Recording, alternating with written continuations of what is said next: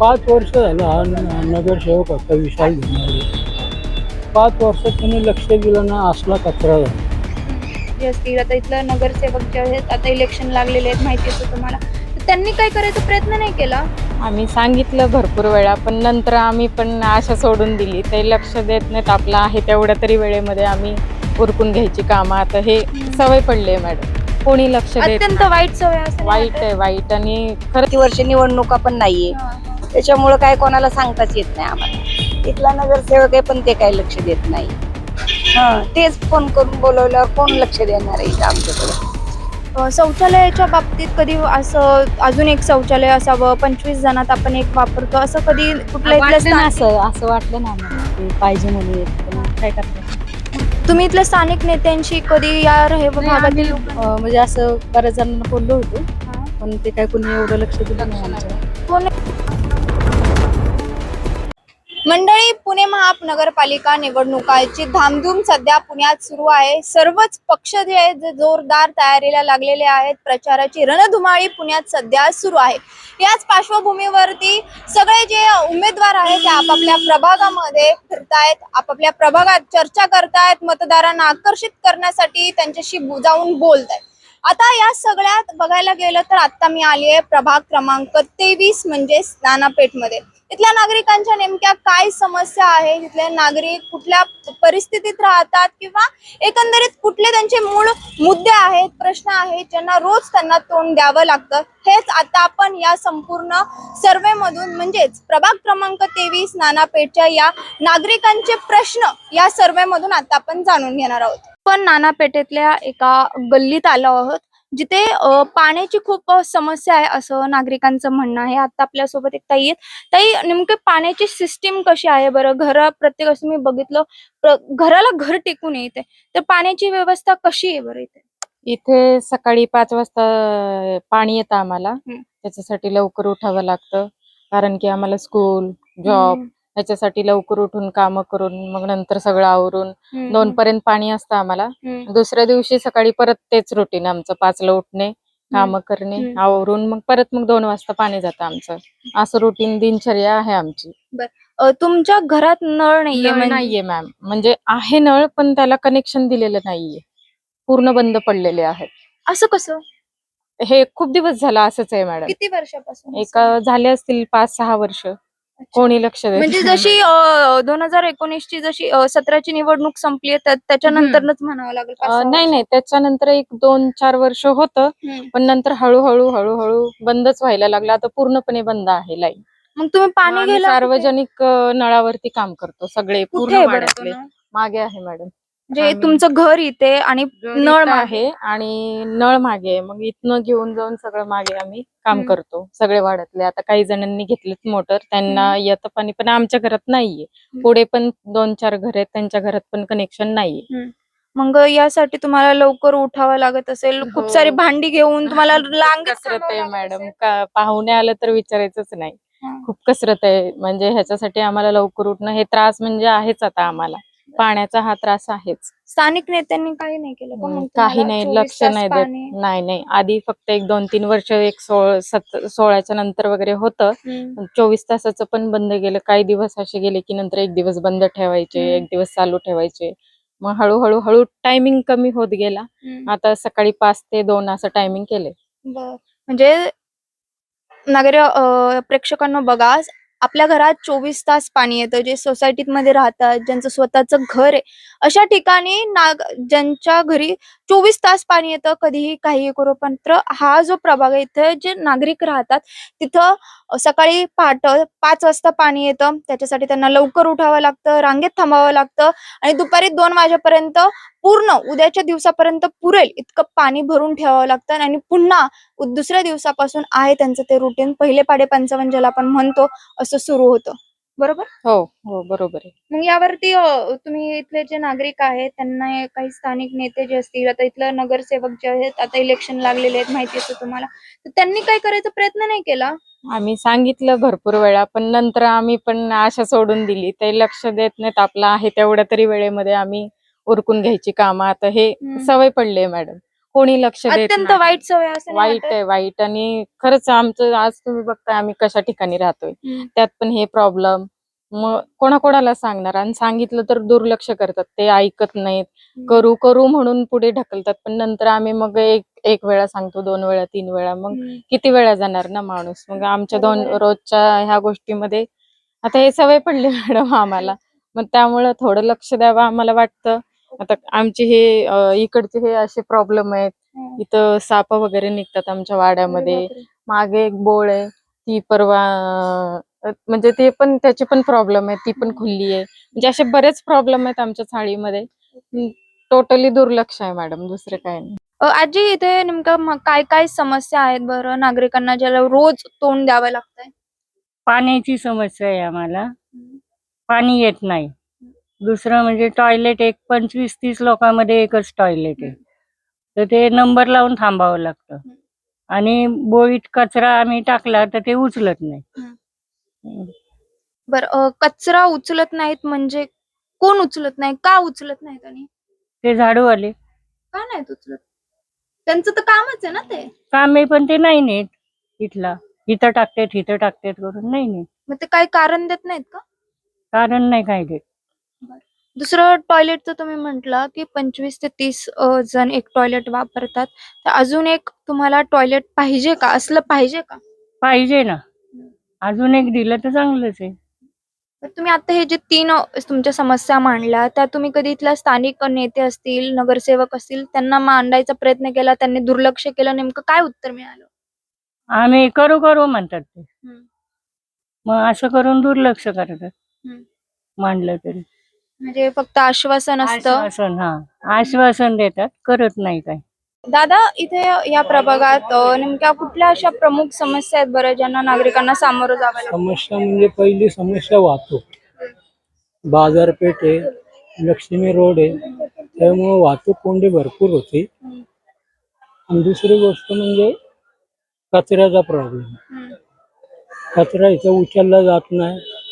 जे कॉर्पोरेशनचे जे कर्मचारी आहे ना, ते व्यवस्थितपणे झाडत नाही, व्यवस्थित कचऱ्याचं संकलन करत नाही. ही एक फार मोठी समस्या आहे. म्हणजे कचरा असा रोज इथेच पडून असतो, दुर्गंधी येते त्याची. आता माग जे आमची गल्ली आहे ना, 5 वर्ष झालं हा नगरसेवक होता विशाल धनावडे. 5 वर्षात त्यांनी लक्ष दिलं ना, असला कचरा झाला. मग आम्ही सनी पवार म्हणून आहे BJPचा, त्याला सांगितल्यानंतर तो कचरा त्याने हटवला आणि ते बोळ स्वच्छ केलं. म्हणजे इथं हा नगरसेवक बी असं एवढं काही कामाचं नाही. आणि दुसरं तुम्ही बोलला ट्रॅफिक बद्दलची समस्या. इथं खूप सारे बाजार, इथं मी जशी आता ते येते ना बघा, अशी आपली जी भाजीपाला मंडई आहे, बाहेर मासोळी बाजार आहे, त्याचा कसा परिणाम होतो बरं? परिणाम भरपूर होतो ना, पण सांगायचं पुन्हा. आता या आंदेकर गँगने सगळं हे ना, इकडं काय नव्हतं, भाजी मंडई नव्हती इकडं. 200-200 रुपये घेऊन त्या लोकांना बसावलं. परत ते डोकेदारींचा खालचा भाग पूर्ण रिकामा होता, तिथं बी पैसे घेऊन त्यांनी बसावलं. म्हणजे नगरसेवक पदाचा गैरवापर करून ज्या गाड्या दिसतात ना लक्ष्मी रोडला, त्याच्याच गाड्या असतात. त्या गाड्या त्याच्यामुळं तिथं लागल्या जातात. पण बोलणार कोण? त्या आगेरीपाशी एवढे स्टॉल होते ना, ही कारवाई झाल्यानंतर ते स्टॉल उठवले गेले, नाही तिथलच्या लोकांना बी खूप त्रास होतो. दादा, काय सांगाल, इथं बऱ्याच जणांनी हे जी ड्रेनेजची व्यवस्था आहे त्याच्यावरती नागरिकांनी प्रश्न उपस्थित केले, काय सांगाल या ड्रेनेज? दरवर्षी पंचवार्षिक योजनेमध्ये दरवर्षी पाईपलाईन केली जाते. पहिलं जर तसं जर विचार केला, 1972-73च्या पूर्वी कधी लाईनी चोकअप होत नव्हत्या. आत्ता चोकअप होतात. आत्ता काय होतं, दरवर्षी लाईन केली जाते. पहिलं त्यांच्याकडे एवढं अत्याधुनिक मशिनरी होत्या, अजूनही मशिनरी होत्या, त्या मशिनरी वापरल्या जात नाही. आणि कोणी सांगितलं जात नाही की बा अशाने लाईन साफ करा, कशाला उगा खांदा फोडा तोडा. दरवर्षी नवीन लाईन करतात, उपयोग नाही त्याचा. नागरिकांनी हा प्रश्न मांडायचा स्थानिक नेत्यांपर्यंत प्रयत्न केला का? त्यांच्याकडून काय दरवर्षी- उत्तर मिळतं बरं? दरवर्षी केलंच ना.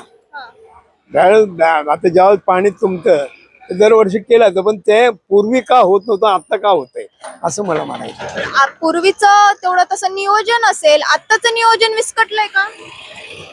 थोडंफार म्हणावंच लागेल, कारण देखरेख करणार असा म्हणजे मनुष्य पण पाहिजे.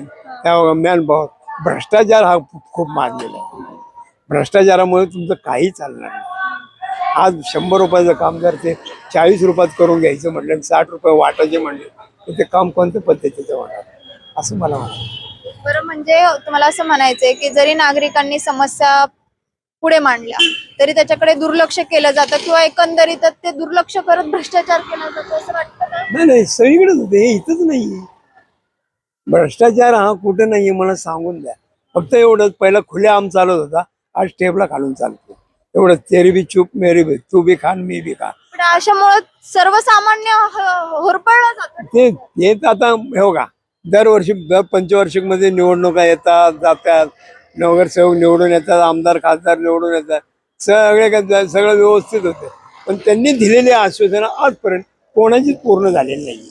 ते त्यांना विचारलं तर नाही म्हणे आम्हाला इलेक्शनच्या टायमाला तसं बोलावं लागतं, असे बी म्हणतात काही. म्हणजे फसवेगिरी करतात असं ते वाटतंय. होणारच ना, होणार. आता आपण इथल्या नानापेठ मधल्या बाजारपेठेत आलो आहोत. आता आपल्यासोबत एक काकू आहे ज्या इथे बसतात, रोज बसतात काकू? रोज रोज. हा, तर इथं कशा प्रकारच्या समस्या आहेत बरं? खूप गर्दी होती आणि गाड्या घेतल्याशिवाय इथे येतच नाहीत लोक. आले तरी इथं आमच्या समोर लावणार, आजूबाजूला नाही लावून दिले तर आमच्याशी भांडत राहतात. ते तुमची रोड काय तुमचा आहे का, आम्ही टॅक्स भरतो, मग त्याच्यावर हा त्रासच आहे ना सगळा आम्हाला. इथं पार्किंग आहे का? पार्किंग नाही इथं, म्हणजे पार्किंग नाहीचे. हा, मग पार्किंग असते तर कशाला झालं असतं. पार्किंग नाही इथं, असंच गाड्यावर हो का, इथं गाडी लावणार तिकडे जाणार, इथं लावणार तिकडे घेणार, हे असं गिरायकाचं चालतं. ट्रॅफिकचा खूप मोठा हा मुद्दा हा आहे. आहे हा. भरपूर भाजी मंडई असते, रविवारी तर खूपच गर्दी असते, पण गाड्याशिवाय लोक आतमध्ये येतच नाहीत त्या. मग तुम्हाला काय वाटतं बरं, इथले जे नेते आहेत त्यांनी यावर काय केलं पाहिजे? अहो, नेते काहीच केलं नाही आजवर तर काहीच नाही. हे अतिक्रमण चालू होतं तरी कोणी थांबवलं नाही, आम्ही असं पळायचो माहिती का. हा, नाही कोण काही लक्ष देत ते नेते. ते का लक्ष देत नसतील? आता काय तुम्ही नागरिक ते म्हणतात, आहात. हा बरोबर आहे, पण ते म्हणतात लवकर उठा आम्हाला त्रास होतो, हे चाललंय इथं. आणि ते खालचे होते तर ते द्यायचे जरा लक्ष, पण आता ते पण नाही, किती वर्ष निवडणुका पण नाहीये, त्याच्यामुळे काय कोणाला सांगताच येत नाही आम्हाला. इथला नगरसेवक आहे पण ते काही लक्ष देत नाही. तेच फोन करून बोलवल्यावर कोण लक्ष देणार आहे इथं आमच्याकडे. महत्वाची समस्या जी आहे ना ती कचऱ्याची समस्या आहे इथं. आणि लोक इथं खूप कचरा टाकतात, गाडी येते उचलायला कचरा, पण कधी कधी असं होतं की ते ठेवून जातात, येत नाही घ्यायला. सगळ्यात मेन समस्या ती आहे कचऱ्याची. आणि दुसरी म्हटलं तर कधी कधी इथं पावसाचं पाणी जमा होतं, तर तेवढं एक म्हणजे ड्रेनेज सिस्टम आहे व्यवस्थित आहे इथली, पण रोडवर पाणी साचतं, ती एक म्हणजे इथं खूप अडचण होतं पाण्यामुळे. आता गेले इथं नगरसेवक नसल्यामुळं ते खूप म्हणजे पेंडिंगमध्ये राहिलेले आहेत कामं. आता मागच्या एका वर्षात कुठलेच म्हणजे व्यवस्थित झालेलं नाही. आम्हाला जो मेन प्रॉब्लेम येतो मला वैयक्तिक, तो आहे मेन कचऱ्याचा. इथं जे कचरा टाकतात आमच्या दुकाना शेजारी, ते खूप प्रॉब्लेम होतो आम्हाला कचऱ्याचा. आणि ट्रॅफिक आहे. मग आता नगरसेवक नसल्यामुळं हे झालं. अगोदर जे मागचे अपेक्षा काय आहे बरं, आता जो पण नगरसेवक इथे येईल 23 मधून, तीच अपेक्षा आहे आम्हाला की फक्त एक थोडं कचऱ्याची समस्या आमची दूर व्हायला पाहिजे. बाकी ट्रॅफिकचं जे गाड्या इथं व्यवस्थित लावत नाही ते लोक फक्त तेवढं जर व्यवस्थित करून दिलं तर म्हणजे इथं त्रास होणार नाही कोणाला. आता इथं कशा समस्या आहेत बरं नेमक्या रोज नागरिकांच्या? इथं सगळ्यात जास्त समस्या बोलले तर ट्रॉफिकचे खूप आहेत. जे पुढे व्यापारीपेठ असल्यामुळे रहदारी खूप आहे, ते सारखे अडचणी असतात. ट्रॉफिकचा अडथळा लोकांना होतो खूप. आणि जवळजवळ नगरसेवक होऊन आता 9 वर्ष झालं. 9 वर्षापूर्वी जे होतं तर आमची व्यवस्था छान बऱ्यापैकी होती. आणि आता स्थानिक नगर नसल्यामुळं खूप त्रास होतो. म्हणजे आता आम्ही जनतेने कुणासोबत संपर्क साधायचा हा आम्हाला खूप मोठा प्रश्न पडलेला आहे. तुम्ही काही प्रयत्न केले का याच्या संदर्भात बोलण्याचा वगैरे, काय उत्तर मिळालं? आता खूप प्रयत्न केला आम्ही, जे अधिकारी असतात नगरपालिकेचे त्यांना बोलतो, आरटीओला बोलतो, समजवलं, त्या लोकांनी काय एवढं लक्ष दिलं नाहीये. दुर्लक्षित केलं जाते असं वाटतंय. दुर्लक्ष म्हणजे ते चक्कर टाळाटाळच करतात. आम्ही अर्ज देतो किंवा कोण ट्रॅफिक अधिकारी कोणी आले तर आम्ही त्यांना बोलतो की सर असं प्रॉब्लेम आहे ते आमचा, तर ते ठीक आहे बघू म्हणतात. आम्ही तुम्ही अर्ज लिहून द्या, आम्ही कळवू बघू.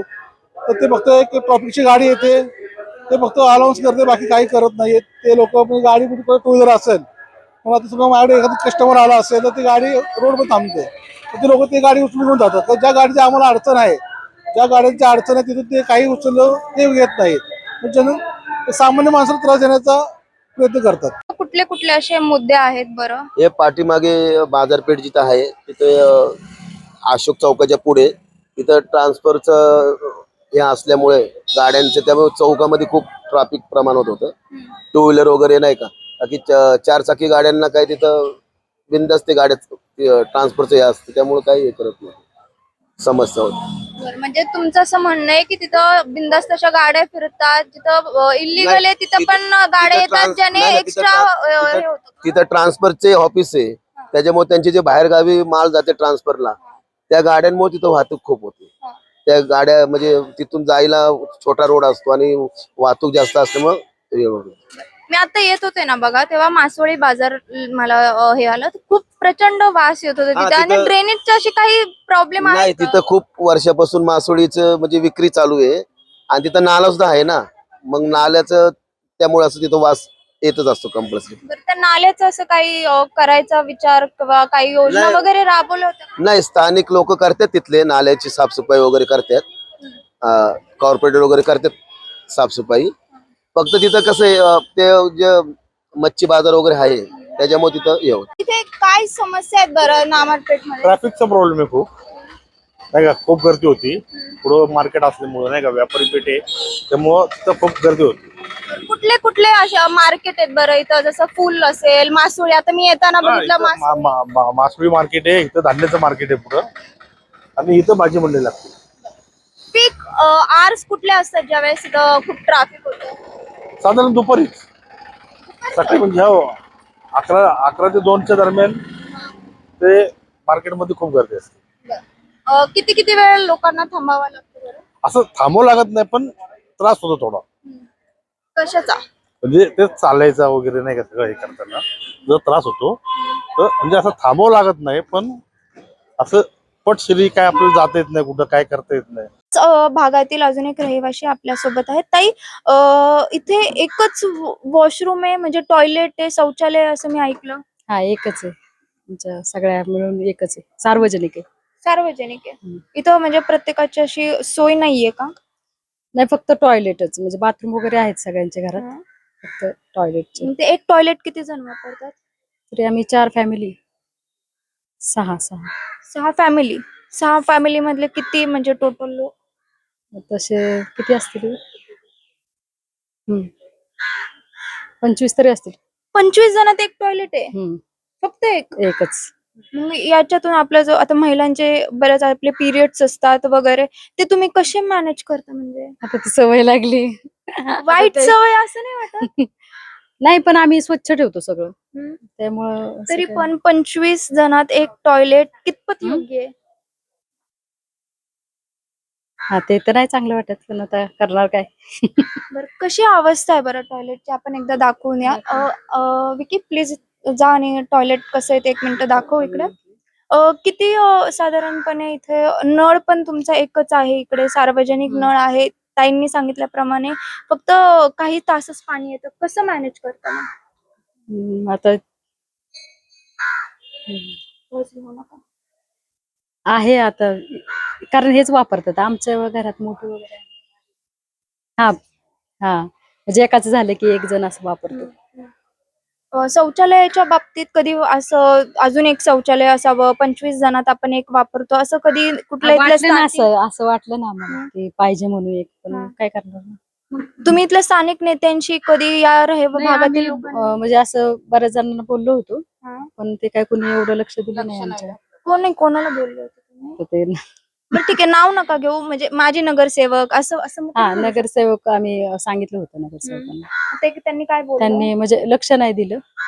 का नाही दिलं ते तर नगरसेवक कारण इथे एवढं घाण झाली. हम्म. इथं आम्ही पैसे देऊन सगळे कचरा काढलाय. इथे तरी पण परत झाली. कारण हे लोक सगळी वर्ण घाण टाकतात ना. बोळात तर आहे ना 5 वर्ष कोणी नव्हतं आमच्या. हम्म. आता साफसफाई केली त्याची. मग हे जे शौचालय आहे ते तुम्ही स्वतः बांधलंय की जे नेते आहेत त्यांनी बांधून दिलंय? नाही हे आधी बरेच वर्ष झाले बांधलेले ते. हा. त्याच्यामुळे ते मला पण नाही सांगता. बरं ज्या महिलांच्या ज्या अशा गोष्टी ज्या असतात बघा, आपण आहे ना साधारणपणे एक पब्लिक जेव्हा टॉयलेट वापरतो तेव्हा महिलांना पुरुषांपेक्षा महिलांना जे इन्फेक्शन असतात ना बघा ते वाढण्याची शक्यता असते. तर तुम्हाला त्याची भीती नाही वाटत? नाही ना असं कधी नाही, म्हणजे असं काही एवढं त्रास नाही झाला. कारण आम्ही तेवढं संरक्षण घेतो. तेवढी काळजी घेतो आम्ही. बरं हे साफ कोण करताना? नाही आम्ही प्रत्येक जण एक आठवड्यातनं एकदा म्हणजे फॅमिली मेंबर कोणतरी साफ करतो. मंडळी इथे एक असं टॉयलेट आहे. इथे 4 फॅमिलीज मधले तब्बल 25 लोक जे आहेत, नागरिक जे आहेत ते फक्त एक टॉयलेट वापरतात. आणि विशेष म्हणजे या टॉयलेटची जी साफसफाई जी आहे ते देखील इथे राहणारे नागरिकच घेतात. मेन विशेष म्हणजे आता याच्यात बघायला गेलं की महिलांचे जे असतात, खास करून जेव्हा आपण पब्लिक जे टॉयलेट वापरतो त्यावेळेस महिलांना अशा वेळी जे त्यांचे इन्फेक्शन्स असतात ते वाढण्याची शक्यता असते. आणि अशा धोकादायक स्थितीमध्ये किंवा एका धोकादायक पद्धतीने महिला ज्या आहेत किंवा इथले जे सगळेच लोक आहेत ते आपल्याला इथं राहत असल्याचे एकंदरीतच या सगळ्यातून कुठेतरी स्पष्ट होतंय किंवा जाणवतंय असं आपण म्हणू शकतो. मंडळी आता आपण प्रभाग क्रमांक 23 नानापेठ मध्ये आहोत. इथला जो प्रभाग आहे त्याचा आपण सर्वे केला, नागरिकांशी बातचीत केली आणि इथे नेमके काय समस्या आहेत, कोणते प्रश्न आहेत ज्यांना नागरिकांना रोज तोंड द्यावं लागतं. यात प्रामुख्याने 4 प्रश्न समोर आले. ते म्हणजे पहिला ट्रॅफिक, शौचालय, पाणी आणि ड्रेनेज. म्हणजेच या सगळ्या ज्या महत्त्वाचे मुद्दे आहेत किंवा प्रश्न आहेत त्याला नागरिकांना रोज तोंड द्यावं लागतंय. या सगळ्यात जे इथले नागरिक आहेत त्यांनी माजी नगरसेवक असतील, स्थानिक नेते असतील त्यांच्यावर टीका केल्याचं देखील आपल्याला पाहायला मिळालं. मात्र आता प्रचाराची सगळी धामधूम सध्या सुरू आहे. उमेदवार अनेक आश्वासनं देखील मतदारांना देत आहेत. त्याच्यामुळे नागरिकांचे हे जे प्रश्न आहेत, मुद्दे आहेत ते नगरसेवक जे बनतील ते सोडवतील का हे पाहणं आता अत्यंत महत्त्वाचं असणार आहे. कारण जे प्रचार असतो त्यावेळेस फक्त आश्वासनं असतात. निवडून आल्यावरती आश्वासन एकीकडे राहतात आणि त्यांची जे नागरिकांचे प्रश्न जे असतात ते दुसरीकडे राहतात. त्याच्यामुळे नागरिकांच्या प्रश्नांवरती किंवा नागरिकांचे प्रश्न सोडवणारा जो नगरसेवक आहे तो या प्रभागाला मिळणार का हे पाहणं महत्त्वाचं असणार आहे. पुण्याहून मी शिवानी लकडे, टाइम्स ऑफ महाराष्ट्र.